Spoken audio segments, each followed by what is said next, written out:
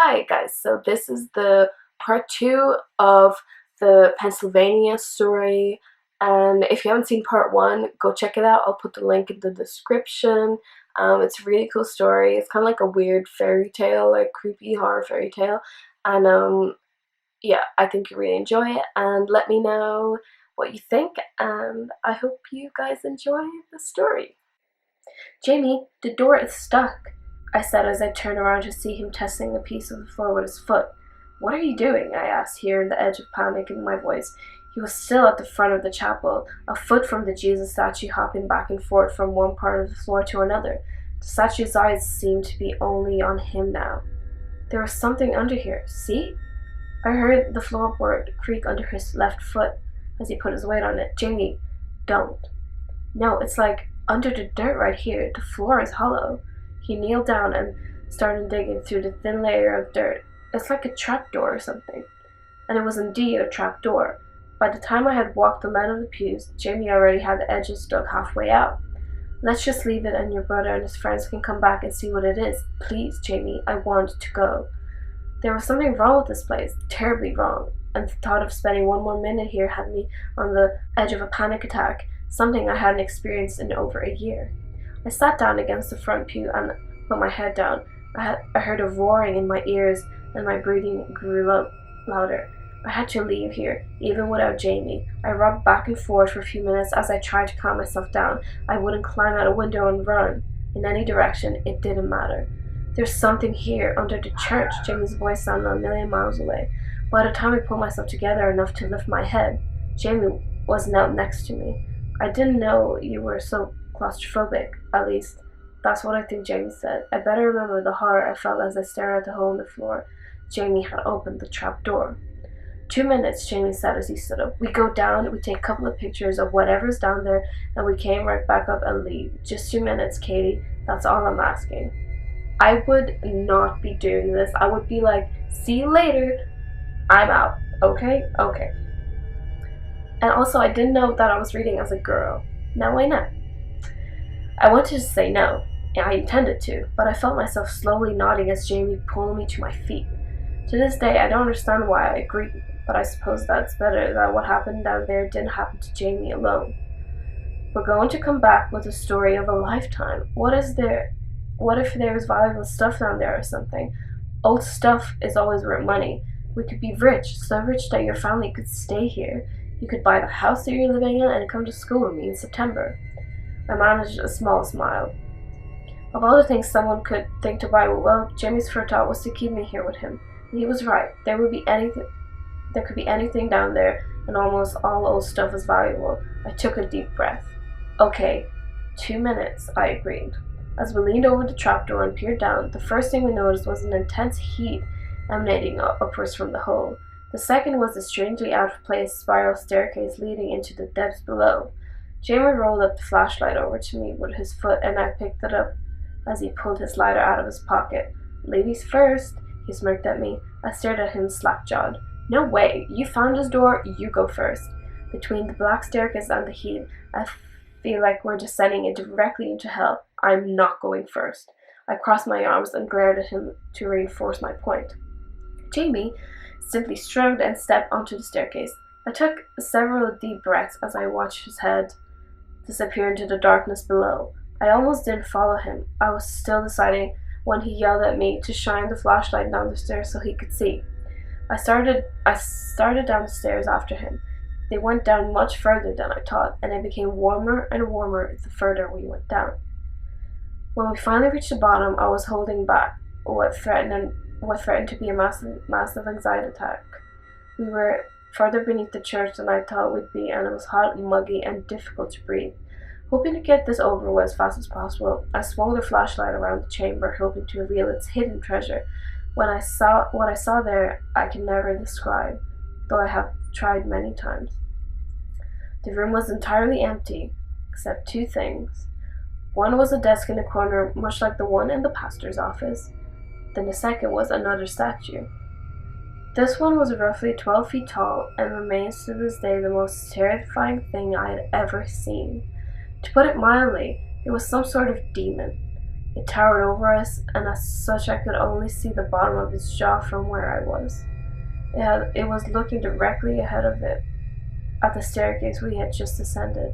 Its tail was long and swept around the entire room. There wasn't a lot of room to move. It had claws, like any modern depiction of a demon, and as it moved around the chamber to its profile, I noticed it had horns as well. Neither Jamie nor I spoke as we shuffled around the room, our backs to the wall as far away from the demon as physically possible. I stepped carefully over the tail as I made my way to its back and came around to the other side of the statue. I couldn't take my eyes from it. I couldn't trust it. If the statue upstairs seemed to bleed, what could this one do? As I eyed the talons of the gigantic stone feet, Jamie broke the silence. "Can you believe this stuff?" His voice was coming from the other side of the room. I searched the darkness for the weak glow of his lighter and was relieved to see it moving towards me. I turned my flashlight upwards to shine it on the side of the demon's head. The horns had to be at least a foot tall. As I brought it down to see where Jamie was, I hit my arm with something hard. Ow! My head.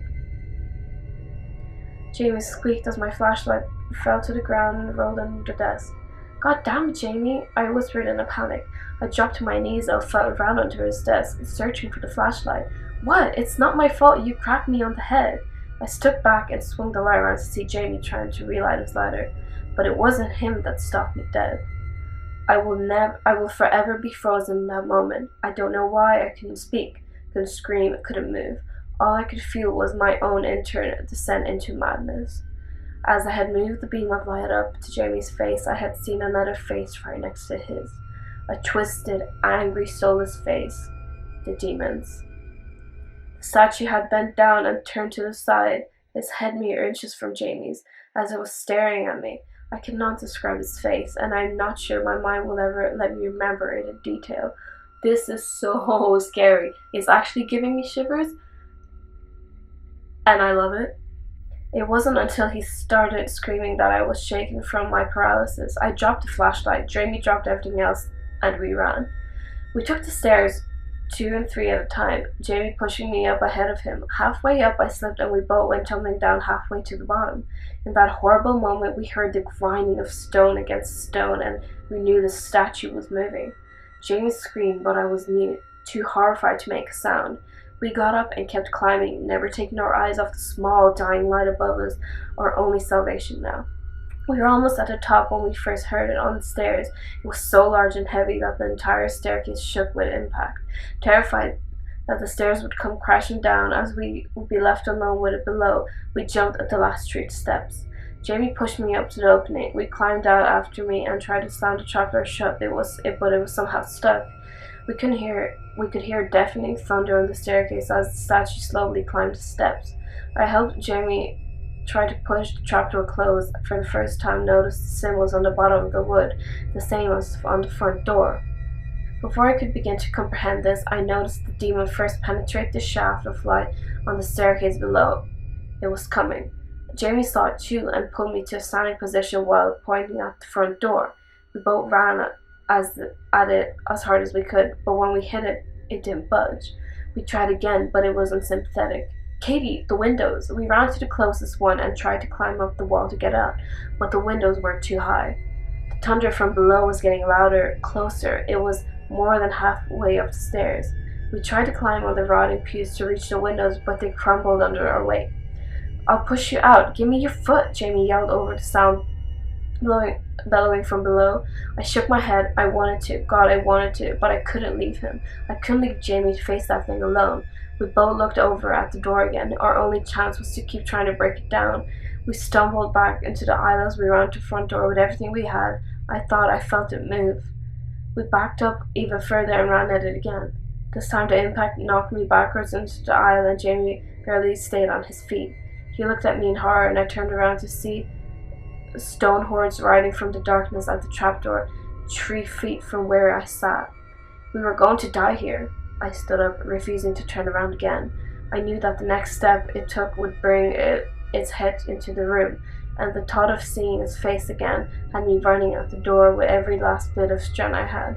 Jamie reached at it at the same time and felt it give away as we crashed through the threshold and landed outside the church. thank God. Jamie had picked me up off the ground before I could think to move, and we were running towards the train tracks at the Olympic sprint.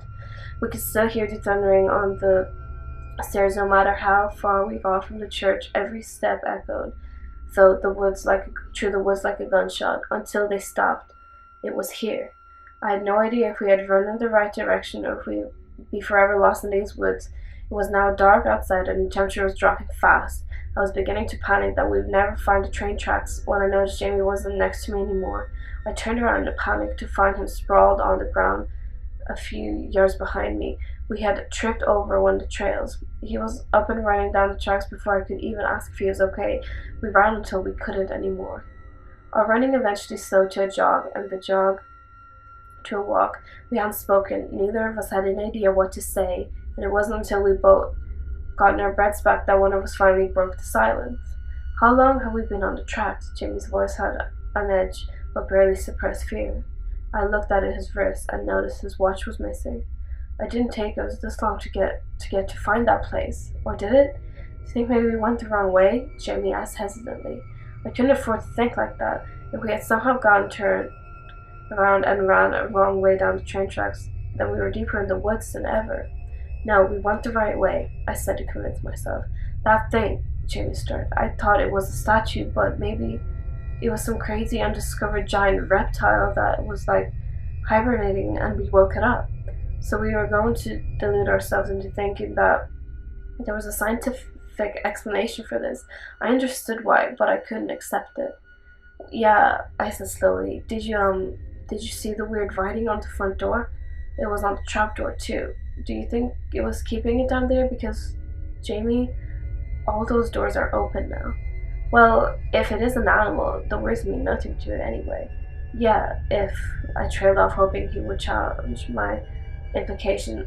He didn't. I could tell this was something Jamie's mind wouldn't accept, but he hadn't seen its face, not like I had. It was no animal, it was made of stone. It was something sinister and anciently evil, and it had seen me. He had seen right down into my soul. He was aware of me, and I was aware of it, and now it was free. Whatever had been keeping it beneath the church had been awkwardly destroyed by Jamie and me. That thing was free to walk the woods and go God knows where. We walked in silence for another half hour until Jamie suddenly stopped short and started yelling, "Here! We're here!" We booked it down the tracks towards the swarm of flashlights and I followed close behind him. As soon as Jamie reached his parents, he collapsed, while I ran to my mother's arms and cried like a child. I couldn't hold it together any longer. The police report says we were found at 4 a.m. by our sense of time about 3 hours after the sun had set. We had spent less than an hour in the chapel, and yet we seemed to have lost 10 hours there. We had never told anyone where we had actually been, or that we had found the lost city of Deepwood. We simply said we went for a walk to the lake and got lost in the woods. My family left Millsboro the following Monday. 2 days ahead of schedule. My father had another store to open, and there was really no reason to wait. Jamie didn't come to say goodbye to me, and after we left Millsboro, I never saw him again. I kept a copy of the police report to remember him. Over the following year, Millsboro slowly disappeared. At first, I could just feel the memory fading unnaturally from my mind. My parents couldn't remember that we had ever been there, which scared me more than anything else. I taped the police report to the ceiling over my bed so that Jamie would be the first and last thing I thought about every day. Then the Millsboro City website disappeared, as did that of the local paper and the town's 2 public schools. The store my dad helped open in 2000 was also disappeared from the company's website. After that, I could never find any mention of Middlesbrough anywhere online ever again. Over the years, I searched public records for Jamie's full name and found nothing. I hired someone to illegally search private records, and he had come up empty too. In the end, the only proof that Jamie ever existed at all was a police report that has a name on it. And then nothing was left. One day, the paper I had on taped to my ceiling for so many years was blank. I remember what it was and what it looked like before, but now it's just an old, weathered piece of blank paper. All that remains of Millsboro and the people who live there are my memories, and this is why I'm writing this story down and uploading it to the internet. once it's on the internet, it can never die, right? Or perhaps one day it will just disappear and you won't remember ever seeing it and won't remember ever writing it. And I can only hope that this ended with Middlesbrough. If it had moved on to other towns, who knows where? Who could even remember? I wish I had answers, but all I have are questions. Okay, that was a really creepy story. It felt almost like a scary fairy tale. It wasn't like as terrifying as I thought it would be. Although that moment when she turns the flashlight towards Jamie and sees the demon just standing behind him with its eyes just staring at her. Oh, I just sends chills down my back. I think it's so creepy. But anyway, yeah, guys, I hope you enjoyed this series. Let me know if you want me to do more read-throughs. I want to get better at them. I know this is my first one and it might not have been amazing, but yeah, just let me know and click like on this video and subscribe to my channel. And yeah, I will see you guys next time.